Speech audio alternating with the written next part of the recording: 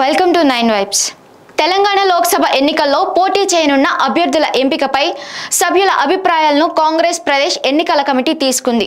హైదరాబాద్లోని గాంధీ భవన్లో ముఖ్యమంత్రి పిసిసి అధ్యక్షుడు రేవంత్ రెడ్డి అధ్యక్షతన జరిగిన ప్రదేశ్ ఎన్నికల కమిటీ సమావేశంలో పలు అంశాలు చర్చకు వచ్చినట్లు తెలుస్తోంది.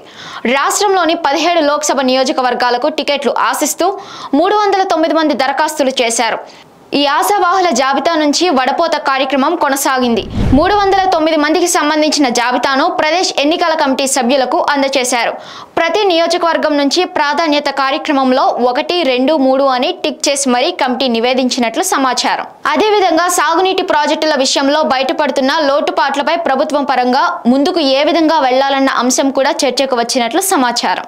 100 రోజుల్లో 6 గ్యారెంటీల అమల్లో భాగంగా మరో 2 గ్యారెంటీలు అమలు చేసేందుకు ప్రభుత్వం సిద్ధమైన విషయాన్ని ముఖ్యమంత్రి సభ్యులకు తెలియజేసినట్లు తెలిసింది. సాగునీటి ప్రాజెక్టులకు సంబంధించి ఇప్పటి వరకు జరిగిన సమీక్షల ద్వారా వెల్లడైన అవినీతి అక్రమాలకు సంబంధించిన ప్రాజెక్టుల నిర్మాణానికి గత ప్రభుత్వం పెట్టిన ఖర్చు, అందుబాటులోకి వచ్చిన ఆయా కట్టు తదితర అంశాలను శ్వేతపత్రం ద్వారా అసెంబ్లీ వేదికగా వెల్లడిస్తామని రాష్ట్ర నీటిపారుదల శాఖ మంత్రి ఉత్తమ్ కుమార్ రెడ్డి వెల్లడించారు.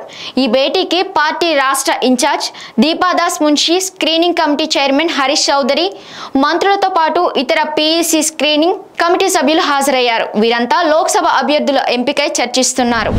పార్లమెంట్ అభ్యర్థి టికెట్ కోసం ఇప్పటికే 309 మంది ఆశావాహులు దరఖాస్తు చేసుకున్నారు. కమిటీ సభ్యులు ఒక్కో పార్లమెంట్ సీటుకు ప్రాధాన్యత పరంగా దరఖాస్తు చేసుకున్న అభ్యర్థులకు ఓటు వేసే అవకాశం ఉంది. బీఆర్ఎస్ నేతలు కట్టిన ప్రాజెక్టులు కూలిపోయాయని మంత్రి ఉత్తమ్ కుమార్ రెడ్డి ఎద్దేవా చేశారు. కృష్ణా ప్రాజెక్టుల గురించే కేసీఆర్ మాట్లాడుతున్నారు తప్ప మేడిగడ్డ బ్యారేజీ కుంగిన ఘటనపై ఎందుకు మాట్లాడడం లేదని ప్రశ్నించారు. 94,000 కోట్లతో కట్టిన ప్రాజెక్టులు కూలిపోతున్నాయని, గత ఇరిగేషన్ శాఖ నిర్లక్ష్యం వల్లే మేడిగడ్డ కుంగిపోయిందని విమర్శించారు. విజిలెన్స్ రిపోర్ట్ కూడా ఇదే విషయాన్ని స్పష్టం చేసిందన్నారు. జగన్, కేసీఆర్ కలిసి తెలంగాణకు అన్యాయం చేశారని, రోజుకు 8 టీఎంసీలు ఏపీ తరలిస్తున్నా కేసీఆర్ మాట్లాడడం లేదని ధ్వజమెత్తారు. ఇలాంటి మరిన్ని అప్డేట్స్ కోసం stay tune on 9 vibes news.